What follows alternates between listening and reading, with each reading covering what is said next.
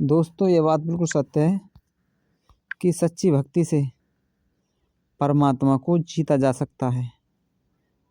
सच्ची भक्ति प्रेम ही परमात्मा को भाता है। तो दोस्तों, आप जानते हैं ऐसी एक कहानी को ध्यान से सुने, अंत तक सुने। हमारे चैनल पर नए हैं तो सब्सक्राइब कर लें, बेल आइकन को ऑल पर सेलेक्ट कर लें। चलो कहानी को शुरू करते हैं। इस कहानी के माध्यम से आपको समझाते हैं सच्ची भक्ति और प्रेम से भगवान को जीता जा सकता है।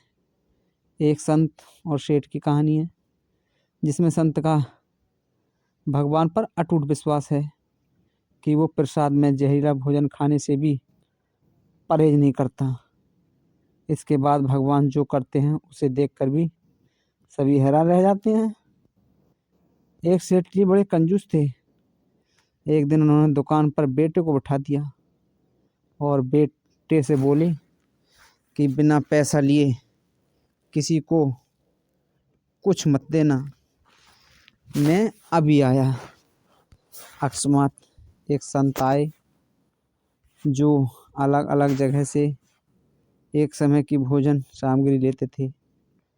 घरों घरों से लड़के से कहा, बेटा जरा नमक दे दो।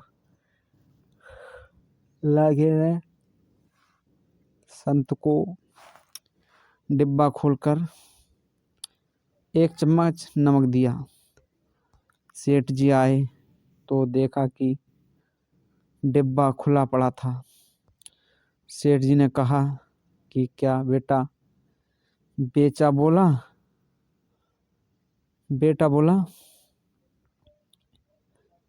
सेठ जी ने कहा, क्या बेचा बेटा?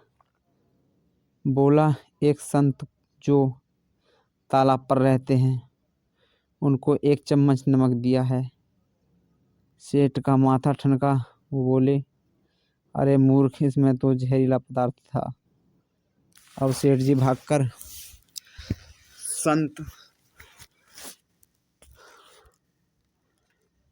भोजन बनाकर भगवान को भोग लगाकर खाने की थाली लेकर बैठ चुके थे।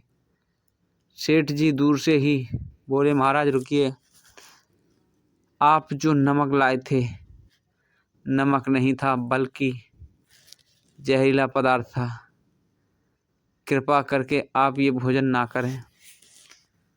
संत बोले, भाई हम तो प्रसाद लेंगे ही, क्योंकि भोग लगा दिया है। भोग लगाकर भोजन छोड़ नहीं सकते। अगर भोग नहीं लगता तो भोजन बेशक छोड़ देते। यह कहकर संत ने भोजन को प्रसाद समझकर खाना शुरू कर दिया। सेठ के होश उड़ गए। वो रात भर वहीं बैठे रहे। सेठ जी को रहकर ये चिंता सता रही थी कि अगर संत को कुछ हो गया तो बड़ी बदनामी होगी। रात में अगर तबीयत खराब बिगड़ी तो कम से कम वैद्य को दिखा देंगे। सोचते सोचते उसे नींद आ गई।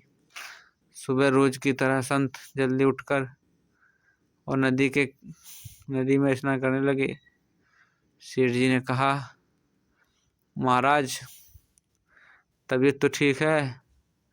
संत बोले, भगवान की कृपा है। इसके बाद वे पूजा के लिए मंदिर चले गए।